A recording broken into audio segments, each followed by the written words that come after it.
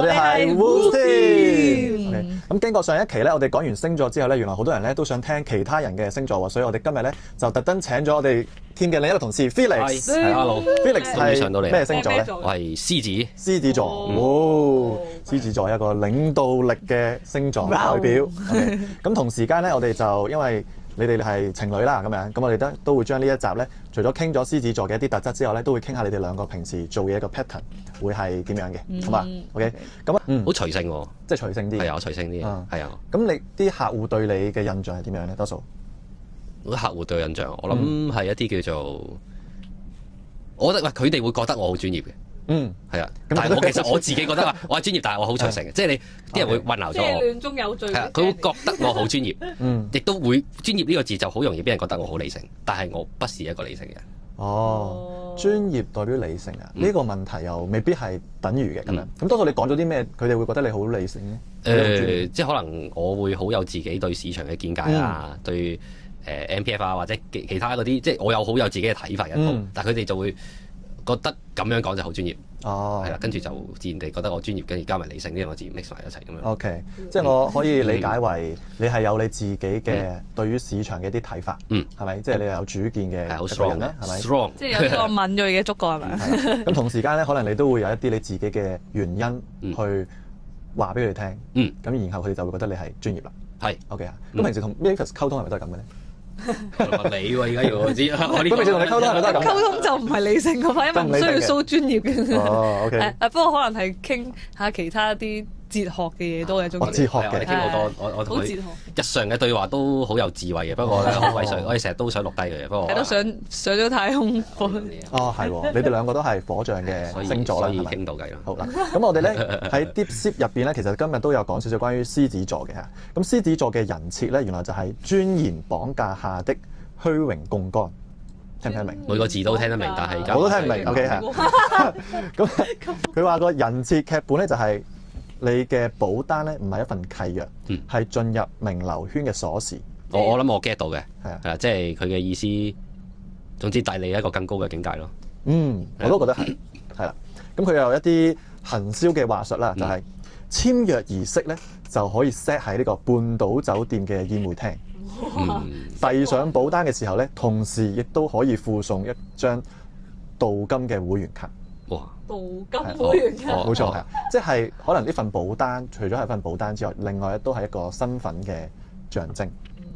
OK， 同時間咧，我覺得可以，天秤座都係嘅，我覺得可以係啦。我記低佢，我應該我記低佢啲儀式感，然後佢加落去 closing ratio 係要冇錯係儀式感。咁同時間咧，每月咧就記一啲客戶嘅排名榜，例如有邊啲客戶咧係你最頂端嘅嗰啲客戶，令到佢哋享有嗰種榮耀感。賓至如歸嘅。我又要記低佢，又要整個紙筆墨硯唔得，試後一下先。OK， 咁咧亦都有啲話術嘅殺招嘅，例如係李嘉誠嘅家族辦公室咧，同時亦都配備咗呢一份嘅避險架構嘅喎。咦，咁你都可以參考一下。OK， 原來我做嘅唔獅子座，所以你要對標一啲。原來可以。第二個係呢一份保單咧，係香港馬會頂級會員嘅標配。我成日同人講嗰啲咩資產配置好勁，我成日呢啲。冇錯啦，加埋係未啱 target 啫，要加埋個馬會。咁同時之間咧，其實我都有問Deep Sip咧，咁你哋兩個都係一啲火系嘅星座啦。咁你哋合作咧，平時你哋有冇會點樣合作咧？喺工作上面？合作就其實基本上咧都係有客嘅時候都係我其實主要係啲男性嘅客戶會揾佢嘅。其實不過有啲年紀大嘅我都揾佢，因為佢親和力會好啲。我覺得我自己因為我 show 俾人個感覺係一啲好專業感覺，即係叫做咩啊？好鋒利嘅，係啊，所以嗰啲叫做師奶啲嗰啲客人，我會揾佢幫手嘅。需要多啲即係簡單啲咁講咧，佢係做嘢上面會比較理性少少嘅，我咧喺做嘢上面會比較感性少少嘅，所以即係呢一個位置就反而會互補到有一啲位係啦，因為即係可能有啲位置可能比較專業性啊，或者叫做有少少數字型嘅嘢、數據型嘅嘢，咁可能阿獅子座嘅代表會呢一邊會比較係應該係頭先因為我講咧，其實我俾人個感覺好專業，但係呢啲係因為個感覺好專業，佢就會睇唔到我裏邊感情嗰啲，而佢咧幫我搭咗條橋咧，然之後就唔會再見到連結同我，客戶之間嘅係啦，跟住先至同我嗰條係咪叫 fan 橋？呢條橋好緊要。係啊，呢條橋好緊要條橋嘅。搭咗之後咧，咁佢先會見到我嘅感性嗰邊咯，跟住佢會同我講呢度咯。因為如果冇一個人幫我搭呢條橋咧，佢就見唔到我嗰層嘅，佢就會覺得我好專業，但係其實佢見唔到我係一個咁唔感性嘅人。OK，我可以理解為可能係即係藉由一個親和力去培養一種信任嘅渠道，係嘛？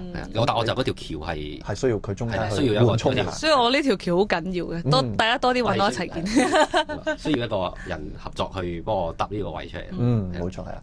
咁咧，Deep 咧都有講嘅，原來獅子座同埋射手合作咧係有個朵嘅，就係權力與慾望嘅提取。角色係點樣做咧？就係獅子座咧就用呢個階級認證咧去鎖定一啲高淨值嘅客戶，係啦，然後咧就將一啲儲蓄咧就提升成為佢哋一啲家族辦公室嘅需求，係啦咁樣。咁當你哋合作嘅方程式係點樣咧？就係獅子座咧就可以同啲客戶講，呢個產品咧就係李嘉誠家族御用嘅一個 product，係啊。咁然後咧射手座咧就可以補充就話係啊，佢哋已經追加咗3次嘅投保。即係佢係我嘅 support，我射咗個主力出嚟先，跟住後面就火。因為我係射，我係射翻去。我做前鋒講咗嗰嚿嘢出嚟先。係啦，即係你可能可以用你嗰種情緒咧，去激發佢哋去做一個決定。係啦，咁前期咧就係由獅子座去做一個產品嘅專業度嘅 present 咁樣。係都係。其實都似，所以個 close ratio 都好高嘅。所以平時其實都係基本上都係我去講咗，去帶出咗個重點出嚟先，跟住去到中間嘅位，佢就會係我哋好自動地，我哋唔使夾嘅，其實基本上我見下佢自動地喺中間會講嘢。係啊，呢條橋係好緊要。所以係咯，你而家講翻我先發現係喎，都係咁樣嘅。係嘛？平時簽到啲單都係咁樣簽翻。其實都係咁啊，我都係即係我主力講咗開頭先，跟住後面佢就講呢度，跟住再後面再補充少少，就係咁樣咯。係一啲AI 啦，佢提供嘅一啲可能佢覺得係比較最優解嘅一啲方案啦，係啦。咁如果你哋覺得呢樣嘢係有用咧，就可以 keep 住啦，好嘛？OK 好，咁我哋今日嘅內容就去到呢度啦。如果其他人就想睇下我哋其他星座同埋唔同星座嘅一啲組合嘅話咧，就可以留意。仲有啲咩星座想咧？其中一個咧就，譬如呢個係處女座㗎。